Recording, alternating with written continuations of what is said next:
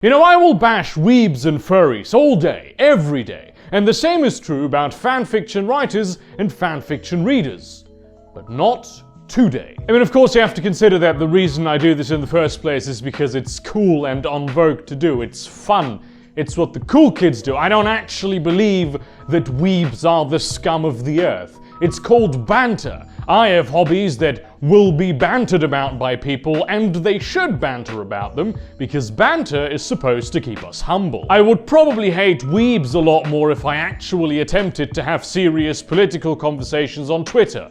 You know, like a crazy person. I would probably hate furries a lot more if I were a hotel employee. But I'm not, and I hopefully never will be. But today is about fanfiction, where I still have not found a agreed upon common term for fanfickers? Fanficcionados? So if you don't know what fanfiction is, hello, welcome to the internet. I realize this is your first day, but using Internet Explorer is really not okay. Basically, take any work of fiction, any novel or series of novels, or any film, or any series, or a band, or a brand of skincare products, I don't know. People will take the setting, the characters, the plots of these worlds and whatnot, and just sort of write their own stories with them. And most of those stories will be sexual in nature, and also written in the first person, and also surprisingly, you know, flawless and very close to the online persona that the author of that fanfiction just so happens to be trying to project online. Is it gay cringe? Yes, but all of the best things are gay cringe. Listen, there's a lot of shit fanfiction out there, like a lot. You are talking to a man who spent 6.5 hours reading My Immortal on live stream. I know what I am talking about. And romance between any two or more characters will be explored in every possible facet and circumstance, even if they are from entirely different works, mostly if they are from the same work. This goes from the fairly vanilla and frankly canon romance between John and Ygritte, the a little more questionable gay incest of Sam and Dean, to the, well, let's just say Dobby and Sorting Hat are a thing. Dobby had always wanted clothes, but never like this. Yes, this is a real thing, but you know what also is a real thing? The Room! The vast majority of books and films and shows is also shit. Just complete, utter garbage. But that does not diminish how excellent some of the best of these works are. Nobody who has seen Fire Maidens from Outer Space or the Emoji Movie will thereafter deny the existence or quality of Reservoir Dogs and The Dark Knight Rises. Yet somehow people can point at all the shitty fanfiction and thus declare that the good fanfiction does not exist. Which is just not true. Like, I don't know what to tell you. I don't know what witty answer to give here, what cool joke to implement. It's just not true. There is some fan fiction out there that is on par with the very best fiction that has ever been written ever. And I don't say this lightly. There are a lot of extremely talented writers doing fan fiction for the franchises they love, and they get to learn a lot of new skills and gather experience in writing by doing this. And this, by the way, is not a new thing. There is one major literary universe that was essentially built by fanfiction, even though the situation was a bit different because the very first fanfiction authors involved were very personally acquainted with the original literary genius who created this universe. I am, of course, talking about the Cthulhu mythos by H.P. Lovecraft. Almost every major sci-fi and fantasy writer that is like big time today has, at least in the earlier phases of their career, dabbled somewhat with writing their own Cthulhu stories. Some of them have even gone on to publish them, such as Neil Gaiman's phenomenal A Study in Emerald. You might even call it crossfic because it involves Sherlock Holmesy type stuff. And it won a Hugo Award because it was such a fantastic homage to one of the greatest literary minds of all time, homage in this case being just a fancy word for fanfiction. In A Song of Ice and Fire, like the major, big, huge fantasy franchise of today, the farther east that you go, the more you realize that this is actually just a huge Lovecraft fanfiction. You have some like weird fish people near Ib. You literally have a land called Leng, where there's magical monster women who mate with the big emperor, and there's eldritch deities living underground. In Kohor, they worship an underground deity that is called the Black Goat and gives them necromancy powers. The fact of the matter is that a lot of authors in training of today are using fanfiction to explore themselves and find out what they like to do literarily. And they just don't keep the Star Trek TNG scripts that they have written hidden in their secret sex toy closet because there is no such thing as the internet. The internet does exist now, and it's a fantastic tool for young authors to explore themselves because they can get critiques for their style and prose and way of storytelling fairly early on in their career in a fairly positive environment, because everyone goes to fanfiction places because they enjoy fanfictions of that specific kind of genre. It's not like some of the more serious writing forums that exist on the internet today, where people will encourage you to go commit neck rope if you put a comma instead of a semicolon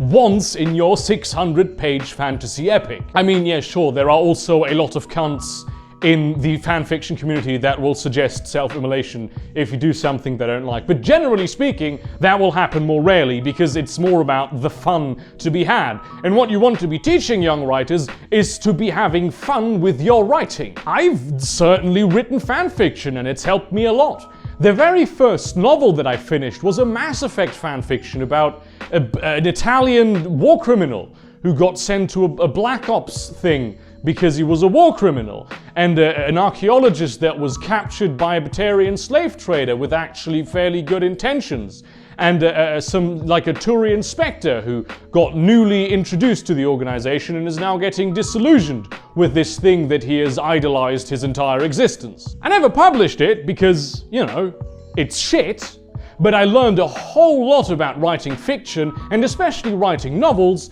in the process of creating this. I mean, Jesus, I've published a fanfiction novella set in the Shadowrun universe this year called Gilded Moon. You may not know this, but people are not just born Stephen King, right? They have to learn and work hard at improving their writing, and they have to fail all the time, and they have to write a lot of cringy shit that is just terrible in order to be able to learn how to actually get good. And even if you don't want to be like a professional author who enjoys writing fanfiction, you can do it just as a hobby that gives you a great outlet and allows you to flex your creative muscles, which is something that a lot of people need to do. Nobody has ever suffered from improving their grammar and orthography, and for that matter, nobody has ever suffered from gaining a better ability to say words good. There are some narcissists who would rather that people who intend to become actual authors never publish anything at all before their skills are completely perfected, because then that way they can pretend that those people were just born better than all the other writing rabble, making them people with exquisite taste that is superior to everyone else's for liking them. You know, to those few people, all I have to say is suck my dick. Writing and reading fanfiction gives a lot of people a very comfortable and safe environment. People who are introverted and bullied in school, or those who have great difficulties understanding relationships, can observe people and the way that people think in fanfiction. I know people who realize that they were in an abusive relationship because they read fanfiction. There was an abusive relationship portrayed as such in a work of fanfiction that they were reading, and they detected all the similarities to their own life and realized, oh shit, this maybe is not entirely healthy. Your teenage years are all about finding your identity, and fanfiction is an amazing tool to help a lot of people on this sometimes extremely difficult quest. Also, having fanfiction written about your work, no matter how shit it is is one of the greatest honors you could possibly ever receive as a writer. It means that your story, your world, your characters are so incredibly engaging that people want to spend more time there and explore it on their own. How amazing is that? Now here's the argument with the legal thingamajig, where people just sort of assume that if you let people write any sort of fanfiction in your worlds, you lose the rights to those worlds. This is not in the strictest and traditional sense of the word true, but it's a thing that a lot of people, especially creators, believe, so they don't want fanfiction written about their work. But to be fair, Shades of Grey did originally start out as a Twilight fanfiction. E.L. James just sort of took out all the vampires and then it was no longer Twilight, and then she published it. So it really wasn't Twilight anymore, it was just inspired by Twilight. And don't tell me that no work of fiction has never inspired something that you've created. And as horrible as the Twilight novels were, which I can attest to firsthand because I have read all of them, Stephenie Meyer actually seems to be pretty cool as a person, because she just said, yeah, well, I enjoy the fact that someone got successful after being inspired by something that I did. The terribleness of Shades of Grey also notwithstanding, I think this is the right attitude to have. Unlike Orson Scott Card, who does agree that it's quite flattering to have fanfiction written about your work, but who will also hit you with a cease and desist if you do so, because he considers Ender's Game /fic to be a competing product with his own books, except free. And I have one thing to say about this. If you are a fiction author who believes that fanfiction is a competing product and thus endangers your livelihood, maybe think about how shit you are at your job that a random teenage girl from the suburbs of Seattle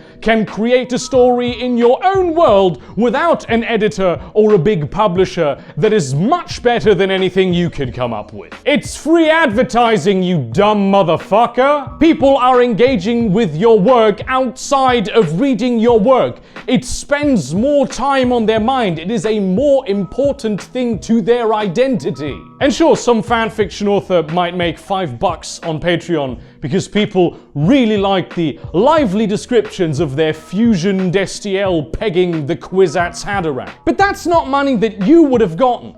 That is money that your fans will put in your advertising budgets so a third party can create free ads for your product. So yeah, basically enjoy writing fanfiction, enjoy reading fanfiction, enjoy making fun of fanfiction, enjoy engaging with people who share the same passion as you do. Just don't be a massive asshole. Thank you very much for watching this video. Like, comment, subscribe, all those things that you usually do. We are now back with the properly scheduled programming. 3 videos a week. Kaboom! Consider supporting me on Patreon. Join my Discord server, which you will get cool rewards for if you support me on Patreon, because supporting me on Patreon is really quite the intelligent decision, if I do say so myself. Follow me on Twitter. I appreciate all of you. Don't let the hates get you down. Enjoy your creative, your weird hobbies that people will mock you for, because they're your hobbies. They're supposed to make you happy, and not all the other cunts. And now this will be a bit weird because I will call you cunts. So in that spirit, see you around, cunts.